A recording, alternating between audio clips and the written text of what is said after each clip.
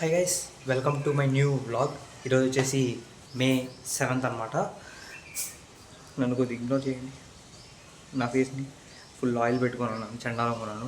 అంటే ప్రిపరేషన్లో ఉన్నాను అనమాట. రేపు ఎగ్జామ్ ఉంది కదా, దానికి ప్రిపేర్ అవుతున్నాను. బయటకు వచ్చి చూస్తే వర్షం పడింది గైస్. ఇదిగోండి చూడండి, బయటికి చుట్టుపక్కలంతా వర్షమే,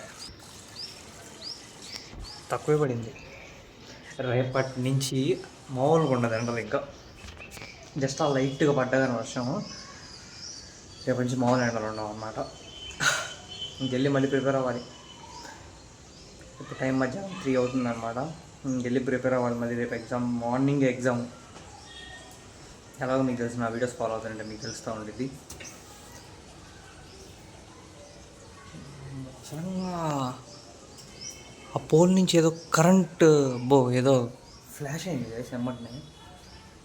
అమ్మో, వాటి మీద ఆ పక్షులు కూడా ఉన్నాయి, కాలిపోయినాయి అనుకో. వెళ్దాం పదండి. మా మమ్మీ ఆరేసి వర్షం కింద పడిపోయింది. నా షార్ట్ తీసుకోవడానికి వచ్చా కిందకి.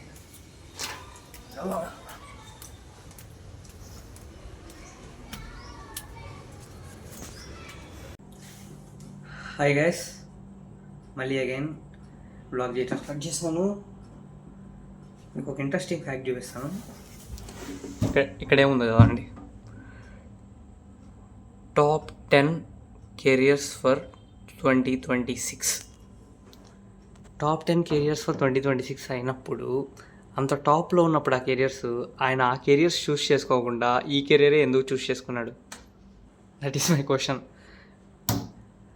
అభి and Neehu, top 10 careers for 2026. ఏమో దాంట్లో ఫెసిలిటీ ఉండి అప్లై చేసుకోవచ్చు కదా, అలాంటి పర్టికులర్గా కెరియర్స్కి. దాని గురించి స్కేల్ చేసుకోవచ్చు కదా, దాని గురించి నాలెడ్జ్ తెచ్చుకోవచ్చు కదా. ఎందుకు తెచ్చుకోవట్లేదు అని అంటే, కంటెంట్ క్రియేషన్ అనేది మన ప్యాషన్ని ఎదురుగా ఇలా వీడియో బ్లాగ్ చేసి చూపించడం, సంథింగ్ నీకు ఏదైతే ఇంట్రెస్ట్ ఉందో దాన్ని వీడియో చేసి చూపించడం వల్ల నీ ఇంట్రెస్ట్ అండ్ క్యాపబిలిటీస్ పెరుగుతాయి. ప్లస్ ఒక మోర్ అమౌంట్ ఆఫ్ మనీ కూడా మీరు ఎర్న్ చేసుకుంటారనమాట. అందుకనే వాళ్ళు ఏంటి, ఇప్పుడు వాళ్ళు చేసేది కూడా తప్పు కాదు. They have to attract the audience. Top 10 careers for 2026. ఎందుకంటే ఇప్పుడు వాళ్ళ కెరియర్లో ఉండిపోయారు, యూట్యూబ్ కెరియర్లో. ఇప్పుడు వాళ్ళు ఎలా అట్రాక్ట్ చేయాలి ఆడియన్స్ అంటే, ఇలా పర్టికులర్గా థంబ్నెయిల్స్ పెట్టిన తర్వాత, ఇప్పుడు మాలాంటి యూత్ ఉండేది అనమాట. బీటెక్ అయిపోవచ్చింది. పర్టికులర్గా ఈ టైంలోనే అలాంటిది ఎందుకు కంటెంట్ పెట్టారు అని అంటే, ఇప్పుడు ఇది సమ్మర్లో చాలామందికి ఇంటర్మీడియట్ అయిపోయింది అనమాట. ఇంటర్మీడియట్ అయిపోయిన తర్వాత నుంచి పర్టికులర్గా బీటెక్ వెళ్ళాలి. సంథింగ్ బీటెక్ అయినా ఏదైనా కెరియర్ చూస్ చేసుకోవాలి. ఎందుకు ఆబ్వియస్లీ ఇంటర్ అయిపోయిన తర్వాత నుంచి నువ్వు నీకంటూ కెరియర్ చూస్ చేసుకోకపోతే ముందుకు వెళ్ళలేవు అనమాట. అందుకోసం కెరీర్ చూస్ చేసుకోవాలి. దాంట్లో ఏం చేస్తారు, సింపుల్గా ఓకే ఇలా ఏమో ఈ వీడియో నేను చూడలేదు మరి. ఇప్పుడు ఈ వీడియోలో ఓకే టాప్ 10 కెరియర్స్ ఏంటో చెప్తారు. కొంతమంది ఏంటి, ఆ టాప్ 10 కెరియర్స్ ఏంటో చెప్తా ఆ వీడియో మధ్యలో ఒక స్పాన్సర్ ఉంటుంది అనమాట. సంథింగ్ ఈ యూనివర్సిటీలో జాయిన్ అవ్వండి, మీకు స్కాలర్షిప్ ఉండిద్ది, అది కాక మంచి బెనిఫిట్స్ ఉంటాయి, మంచి జాబ్స్ ఉంటాయి అని చెప్పేసి దాని ద్వారా ఎర్నింగ్ అయ్యింది. సెకండ్ పాయింట్, యూట్యూబ్లో వీడియో పెట్టినందుకు కూడా ఎర్నింగ్ అయ్యింది. ఒకవేళ ఆ యూట్యూబ్ వీడియోకి రీచ్ ఎక్కువ వచ్చింది అనుకో, ఆబ్వియస్లీ నెక్స్ట్ వేరే బ్రాండ్స్ కూడా వచ్చి పర్టికులర్గా ఈ కంటెంట్ మీరు చేయండి, మమ్మల్ని ప్రమోట్ చేయండి అని కూడా చెప్తూ ఉంటారనమాట. అది సంగతి గైస్. ఎప్పుడైనా money is a secondary thing, కానీ మీ ప్యాషన్ పర్టికులర్గా దేంట్లో అనేది తెలుసుకోవడం అనేది వెరీ మచ్ ఇంపార్టెంట్ అని నా ఉద్దేశం. ఎందుకంటే తనకు తెలుసు ఇప్పుడు నేను చేస్తుంది బెస్ట్ కెరీర్ అని. కాకపోతే ఏంటంటే మిగతా వాళ్ళు అంటే ఎవరికి వాళ్ళకి ఇంట్రెస్ట్ ఉంటాయి. ఇప్పుడు ఆయన కూడా ఏమనలేడు పర్టికులర్గా, ఏమనంటే యూట్యూబ్ చేయొద్దు అని చెప్పరు ఎవరు. కాకపోతే ఏంటి అంటే దే ఆర్ మ్యానిపులేటింగ్ అసలు నేను మీకు చెప్పాలి, బిగ్గెస్ట్ స్ట్రాటజీ అలాగని చెప్తాను. అసలు బిగ్గెస్ట్ థింగ్ అసలు రీసెంట్గా విజయ్ తలపతి గారు గెలిచారు కదా తమిళనాడులో. గెలిచిన తర్వాత మన సినిమాలో ఏదో ఉంది గైస్ ఛానల్, వాళ్ళు ఏం చేశారు, విజయ్ కాదు ఏదో ఓల్డ్ మూవీ ఉంది గైస్, ఆ మూవీ వీడియో అప్లోడ్ చేశారు. ఎందుకంటే విజయ్ గారు గెలిచినప్పుడు, తలపతి విజయ్ గారు, ఆటోమేటిక్గా చుట్టుపక్కలంతా ఆ టాపికే స్ప్రెడ్ అయిపోయింది. గెలిచారని యూట్యూబ్లో న్యూస్ చూడడానికి చాలామంది వస్తారు. ఆడియన్స్ ఎక్కువ మంది, లార్జ్ అమౌంట్ ఆఫ్ ఆడియన్స్ యూట్యూబ్లోకి వస్తారనమాట. యూట్యూబ్లోకి వచ్చినప్పుడు వాళ్ళేంటి ఆయన గురించి అలా గెలిచినట్టు కంటెంట్ చూస్తా అలా మూవీస్ కూడా వెళ్ళిపోతారు. ఆ మూవీస్ కూడా క్లిక్ చేసేస్తారనమాట. అలా క్లిక్ చేసేసరికి వ్యూస్ జనరేట్ అవుతుంది. వ్యూస్ జనరేట్ అయ్యేసరికి ప్రమోషన్ జరిగింది. అంటే యాడ్స్ వస్తూ ఉంటాయి కదా, మీకు యూట్యూబ్ చూస్తూ ఉంటే యాడ్స్ వస్తూ ఉంటాయి. యాడ్స్ వచ్చే కొద్దీ మనీ జనరేట్ అవుతూ ఉంటుంది. మనీ జనరేట్ అయ్యే కొద్దీ ఛానల్కి మనీ వచ్చింది అనమాట. ఇలా అల్గోరిథం నడిచిద్ది. అంటే ఎవరి స్ట్రాటజీస్ వాళ్ళకు ఉంటాయి కదా. ఇది పర్టికులర్గా నేనేం బ్యాడ్ అనట్లేదు. ఎందుకంటే లైఫ్లో ఏంటంటే strategy is much more important. ఎందుకంటే ట్రెండ్కి తగ్గట్టు స్ట్రాటజీ మీరు కనుక మార్చుకోకపోతే మీరు ఎదగనివ్వరు అంటే ఇన్ ద సెన్స్ ఎదగలేరు. ఫస్ట్ ఎదగలేరు, నెక్స్ట్ ఎదగనివ్వరు. ఎందుకు అంటున్నానంటే వాళ్ళు నీకంటే పై ఎత్తులేసి ముందుకెళ్ళిపోతారనమాట. అది సంగతి. ఇలా పర్టికులర్గా ఇలా యూట్యూబ్లో నేను చిన్నప్పటి నుంచి అబ్జర్వ్ చేసి నేర్చుకున్నంత ఇదే అనమాట. ఓకే, వీళ్ళు ఇలా గేమ్ ఆడుతున్నారా, పర్టికులర్గా ఇలాంటి స్టాటిస్టిక్స్ ఉంటాయి అని చెప్పి అర్థం చేసుకున్నాను. ఒక పాయింట్ అర్థం చేసుకోవడానికి 7 సంవత్సరాలు పట్టలేదు. పర్టికులర్ చెప్తున్నా, ఓకే ఇలా ఉండిద్ది అని చెప్పేసి. ఫస్ట్ ఇంకోటి ఏంటంటే, నాకు ఎగ్జామ్ ఉందన్నమాట. పర్టికులర్గా ఎప్పుడు May 9th ఉంది. ఈరోజు May 7th 1 day గ్యాప్లో తీసుకున్నాను హాల్ టికెట్. ఎందుకంటే ఎగ్జామ్ సెంటర్కి చాలా ఇబ్బంది అయిపోతుంది అనమాట. ఎగ్జామ్ సెంటర్కి వెళ్ళాలి అంటే ముందే రేపు వెళ్ళి తీసుకుంటే మార్నింగే వెళ్ళాలి. అసలు ఎప్పుడు రేపు మార్నింగ్ షిఫ్ట్ అయినా, ఒకవేళ రేపు ఈవినింగ్ వెళ్ళి తీసుకున్నాను అనుకో హాల్ టికెట్, ఎల్లుండి మార్నింగ్ షిఫ్ట్ అయినా చాలా ఇబ్బంది అయిపోయింది అనమాట. అందుకోసమే ఈరోజు వెళ్ళి తీసుకున్నాను. మా ఇంటి దగ్గరే పడింది గైస్, మా లోకల్లోనే, మా డిస్ట్రిక్ట్లోనే పడింది. Loyola institute of technology and management అంట.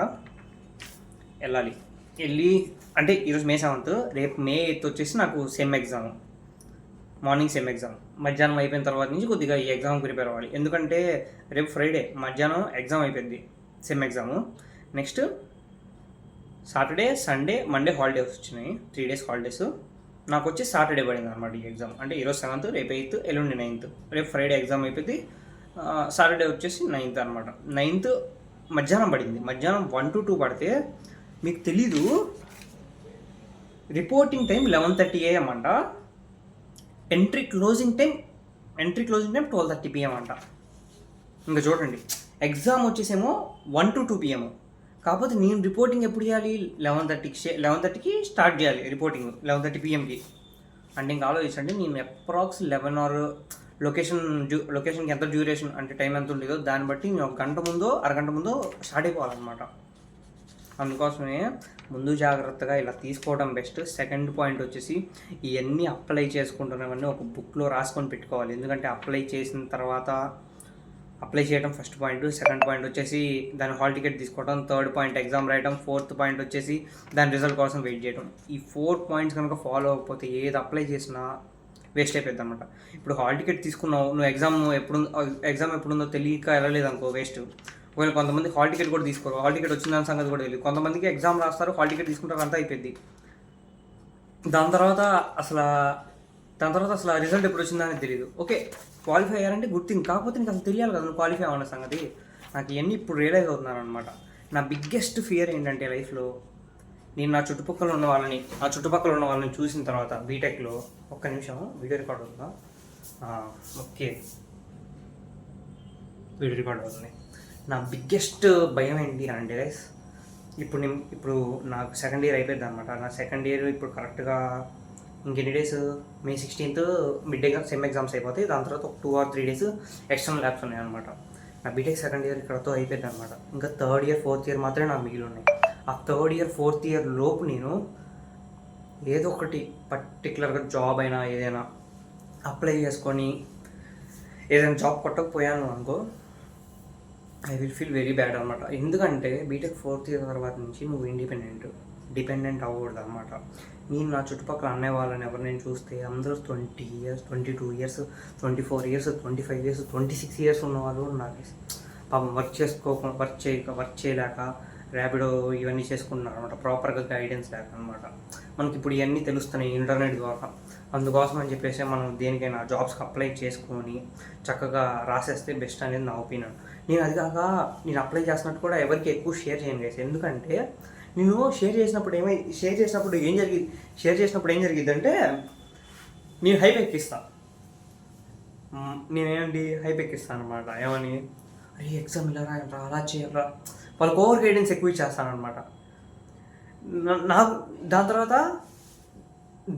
నాకు కాన్ఫిడెన్స్ లెవెల్ తగ్గిపోతాయి అనమాట. ఎందుకో తెలీదు. పక్కన వాళ్ళకి చెప్పడం అంటే ఓకే, వాళ్ళు అడిగితే మనం చెప్పడం బెస్ట్.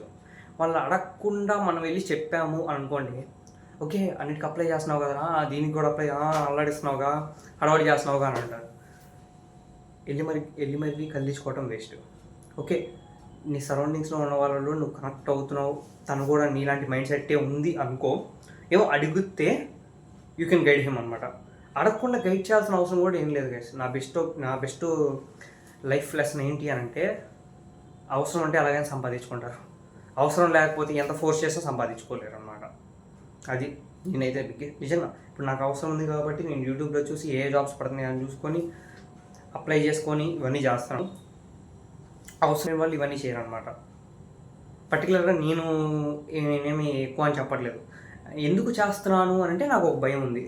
ఎందుకంటే 4th ఇయర్ తర్వాత నేను ఇంట్లో ఖాళీగా కూర్చోవటం చూసి మా ఇంట్లో వాళ్ళు నన్ను ఏమన్నా అన్నా కానీ వాళ్ళకంటే నేను ఎక్కువ బాధపడతాను అనమాట. ఎందుకంటే బీటెక్ అయిపోయి చాలామంది ఖాళీగా ఉంటున్నారు. నాకు అలా ఉండాలని లేదు. ఏదో ఒక జాబ్, ఏదో ఒకటి.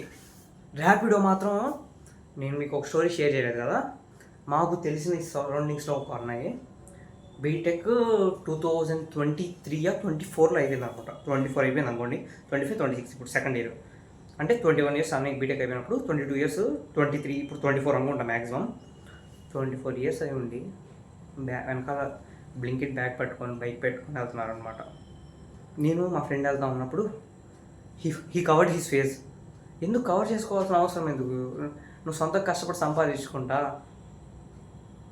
అంత రిగ్రెట్ అనిపిస్తున్నప్పుడు మనం ముందు నుంచే జాగ్రత్త పడాలి. సరే చదువులో మనం కొద్దిగా వీక్ అయినా కానీ ఇలా ముందు నుంచే జాగ్రత్త పడి ఏదో జాబ్ అప్లై చేసుకుంటా ఉంటే ఏదో ఒకటి తగలవచ్చు, తగలకపోవచ్చు, బట్ నువ్వు అప్లై చేసుకున్న సాటిస్ఫాక్షన్ నీకు ఉండేది కదా. That's it for today's videos guys. Okay, hope you like it అనమాట. Like, share and subscribe. By.